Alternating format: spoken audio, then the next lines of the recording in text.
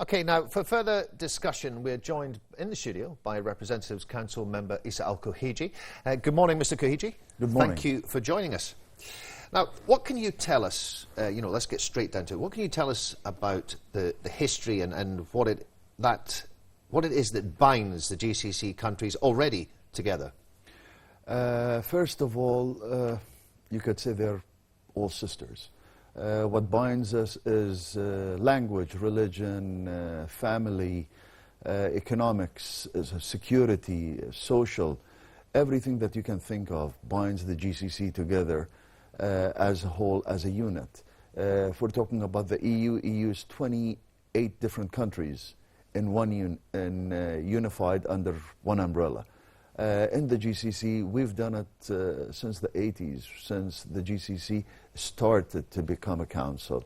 But even before that, we've always been one unit. We've always been together. You've got the intermarriages between whether you're talking the royal families or between the normal people. So you cannot take out any country from the GCC. The 6 countries have been together historically for years. I cannot see anything other than them being as one unit. If I go to Kuwait, I've got friends, I've got family in Kuwait. That's way up north. Then you go down south to UAE and Oman. I've got friends. My nephews live in Oman. So that's the GCC for you. I think, something we were discussing yesterday with some of the guests as well that I mentioned, that you mentioned the EU there. Now, all those member states with the different languages and different cultures, quite a vast array of cultures within that European bloc. Now, the great advantage that I see with the possible GU is, of course, culture. Very similar throughout the different countries. Religion, and possibly one of the most important factors, language.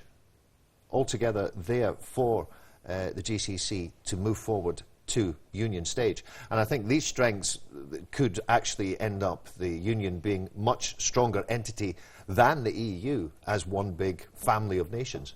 You're absolutely correct. If we're talking about the GU, and hopefully one day it will formalize, but let's be very frank, language, yes, EU has so many different languages, so many different ethnic backgrounds. Over here, one language, one religion, one social structure. So all the legwork has been done by nature. All we need is to go a step forward, is the very basic fact of the legislation has to be the same. Just the basic legislation, and then we can talk about the others. If we get the basic legislations all to be the same, we are there. Okay. We don't need to create the wheel. Wheel has been created. So if we're talking about the GCC, north to south, I can look at it as one. The other benefit would be the economic benefit. And this is where we really have to talk about it. Economics and security. Can we just come back to the economics and security, Mr. Koheji, in just a moment? Right now, Vice President and Prime Minister of the UAE and ruler of Dubai, His Highness Sheikh Mohammed bin Rashid Al Maktoum, is arriving to take the palace to take part in the closing session of the summit. We're live now. Sakhir Palace, the leaders and guests are arriving. We now see British Prime Minister Theresa May arriving to the palace to take part as well in the closing session. Okay, coming back to the studio again, Mr. Koheji, sorry for cutting you off there. Can we, just while we're talking about relationships amongst GCC countries, one in particular that I'm interested in, many of the viewers are, what is it about that binds Bahrain and Saudi Arabia so strongly together, historically and to date? We're the younger sister of Saudi Arabia. Let's be very honest. We have always been and we will always be. Our security depends on them 100%. This is the fact of life. This is the nature of where we're living. Bahrain being so small, Saudi has always been the guardian angel, let's say, for the whole GCC. And that's a fact to everybody today. with the security situation, the geopolitical situation that we have today, north of Saudi, south of Saudi. If it wasn't for that, we all know what happened in 2011 and what was the external influences that we had. We had external influences and we were so close. If it wasn't for the Peninsula Shield, Saudi Arabia coming in, and I would say Peninsula Shield that came in, but it was at the right time, and this is where we are today. Security situation is number one. We don't want to have a repeat of what happened in Iraq. Yeah. That is fact today. Millions of people have died and still dying. No security. If I can say to you, one of the things now, obviously, over the past 30, 40 years, whatever, you've had, the West have come in at various times to assist in issues within the region. But what I see now is, as a Westerner living in the Middle East for a long time, and I feel I very much understand Bahrainis and the Arab people, I see Arabs taking ownership of the problems and coming together and saying, well, look, it's been great, you've helped us, and it's great that you're still our friends, but we know how to deal with this, and we're going to deal with it, and we're going to deal with this as one entity. That's absolutely right. Let's not forget what happened. I'll go back again to 2011 when everybody left us. That's a fact. The West said, we don't want anything to do with you guys. So this is where we had to take care of our own problems. And we did, and we overcome it. Sorry, sorry if I have to interrupt you again. We've now got Deputy Prime Minister for Council of Minister of Affairs of the Sultanate of Oman. His Highness Saeed Fahad bin Mahmoud Al Saeed is now arriving at the palace. Sorry if we can pick up that again where we were talking about, we just slight interruptions from here as the leaders do arrive. Absolutely no Sorry problem. for that. So yeah, you're talking about as one entity solving problems. Yes. We proved it in 2011, and I believe it was time for the GCC to go forward on that. We can't always be on the back line and having other people taking care of the problem. It's good to have a coalition, it's good to have an understanding, it's good to have friends, but sometimes friends do leave you, and we saw that, unfortunately. But today where we are, with the Saudi initiative, what happened with Yemen, that was excellent, Everybody was rooting for it, because if we wouldn't, or Saudi wouldn't have done that, today we would have, Iran in our backyard? Yeah.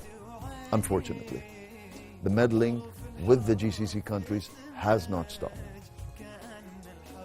We'll come back to more on security a little bit later, but can we sort of switch to, obviously one of your primary field as such, coordination and cooperation at a parliamentary level. How's that happening in the GCC? What's happening? Again, since 2011, a lot of things have changed. We used to have cooperation, but now we went to the next level of cooperation. We have a joint committee that actually goes to the EU, to the European Parliament, and we've been several times over there as a member from one of the GCC legislative councils that have gone over there, whether it's the Saudi Shura or the Bahraini Kuwaiti parliaments. We've been there, we've given them our thoughts, our views on what's happening with us. If you're talking about the EU, they've got 750 members. Nobody's paying attention to GCC except the people who really want to understand what's happening. So go ahead. Sorry, can we come back and just hold that thought again for us, because now we've got His Highness the Emir of Kuwait, Sheikh Sabah Al Ahmed Al Jaber Al Sabah, is now arriving at the palace.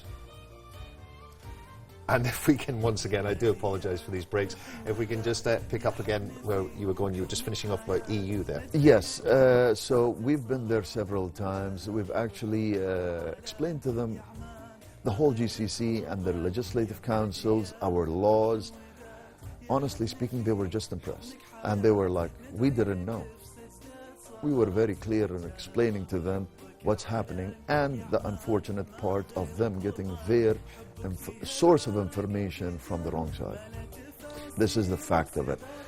I.e., once we went over there, We had members of the Saudi Shura Council, which were women, and they were like, Saudi woman does not fit. We showed them, and Dr. Huda, I still remember Dr. Huda, who was with us. She was very clear in stating, she's got a PhD in English, and she's a member of the Saudi Shura, so she explained to them exactly what's happening. They were impressed, so it's always good to show our story to others. We have to show the story. We have to sell the story, let's say. I do pick there's a few things on the parliamentary front. One, when it comes to parliaments, a lot of people in the UK at various times have gone, well, you've got a parliament in Bahrain, but it's not the same as the one in the UK. No, it's not the same as the parliament in the UK. No, different strokes for different folks. Will never be. It's you can't impose one form of something on a different country and a different culture. But the other thing is, as I pointed out to some of my friends at home, I said, how long did it take the UK to get a proper parliament and a real democracy? We had a civil war where thousands died. It took hundreds of years to get our system in place. And now the GCC, Bahrain, need to find the system that works for them. I always say democracy is homegrown and never imported. Yes. We have to grow it in Bahrain for Bahrainis. If we're talking about UK took them 700 years just to reach where they are. Our democracy has been what? We're in year 14. Yeah. And thank God we've got all the legislation down and more to come to make Bahrain a better place. Even the GCC. If we're talking about the Shura councils that are available, how long have they been? So let's not compare like with like, because we can't. You're comparing apples and oranges. Yes. If we take an example, let's talk about England and France. They're just across the water, and big difference between their two policies and their two parliaments. Yes, for sure. Yeah. It's been heralded, while we're talking about the UK, it's been much heralded by the press. Sorry, I've just got the director here. We've now got the Emir of Qatar, His Highness Sheikh Tamim bin Hamad Al Thani. He is now arriving at the palace. Okay, coming back to it. The press has been quite a big thing in the press over here and the media, obviously with UK Prime Minister Theresa May attending the conference. Why is it so significant for the GCC that you have the UK Prime Minister there? I believe it's a two-way street in this situation. I.e., number one, it's very significant for us that UK Prime Minister is here in Bahrain. First of all, it's been 200 years, the Bahraini-UK relationship. This year is marking the 200 years, and Prince Charles was here just a couple of weeks ago. Yeah. So that's number one. Number two, let's not forget UK is facing the Brexit. They're going to lose a lot, whether in their GDP, whether in their income. Numbers reach somewhere to like 75 billion pounds they're going to be losing every year for the next 15 years. That's one estimate. So I think as a Prime Minister, she's looking out for her own interest at the same time. She wants to see where she can make deals because her biggest market, the EU, is no longer there. Or it is there, but it's no longer as easy to access as it used to be. So this is where she has to go out and she has to see and explore new markets. And I think GCC is one of the biggest markets. So do you see, after Brexit especially, do you think she's pretty much laying the footwork now for Brexit, and there's going to be a change in UK policy economically towards the Middle East? I think economically, UK has always been looking at economically towards Middle East. But yes, there is going to be a change in the way the UK companies will be dealt with in the EU. So if it's not the same as they used to get, they have to explore new markets. And I think GCC, with our young population and our growth that is coming for the next 15 to 20 years, I think it's a wise decision for them to come and explore our market harder than what they used to do in the past. Well, when we're talking economics here, let's talk about Bahrain in particular in relation to the UK. Now, obviously, that you mentioned the 200 years of relations between Bahrain and the UK, and the visit of Prince Charles, which I thought was great because you actually saw UK royalty in parts of Bahrain that the rest of the world never gets to see. Yeah. You know, it really was. I thought it was a fantastic state visit. Now, could you see, for instance, a free trade agreement coming into force between the UK and Bahrain, which perhaps may then go on to GCC-wide? Of course. This is what happened with the FTA agreement between Bahrain and the United States, and then it went through the other GCC countries. Same thing over here. It is possible, actually it's very positive to have like an open trade agreement between Bahrain and UK. It will open a lot more doors for both sides. We've got resources that are very expensive in UK, and UK has got products or resources that's very expensive for us to apply over here if we want. So it could be a very good joint venture, let's say, between the two countries. I think it would be very beneficial, for instance, for Alba as well, for exports for aluminium. Yeah. Because I believe most of the aluminium at the moment in Europe tends to come from France, and it's obviously protected by tariffs with the EU. Coming back to the GCC as a whole, it's a pretty critical time in the region. How's this conference going to help overcome these challenges? I believe the biggest challenge we have today is the economic challenge. For the first time, there are countries in the GCCs have claimed have said they will have a deficit this year, which was never said in the past. So I think the economic situation is the biggest hurdle the summit has to overcome. One of the things I think it's going into that direction is the VAT. If we get the VAT going, that's going to be the first step in unifying the GCC as an economic front, having one port of entry situation.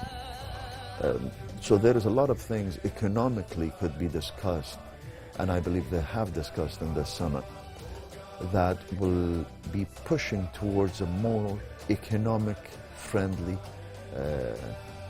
playing field between the GCC countries.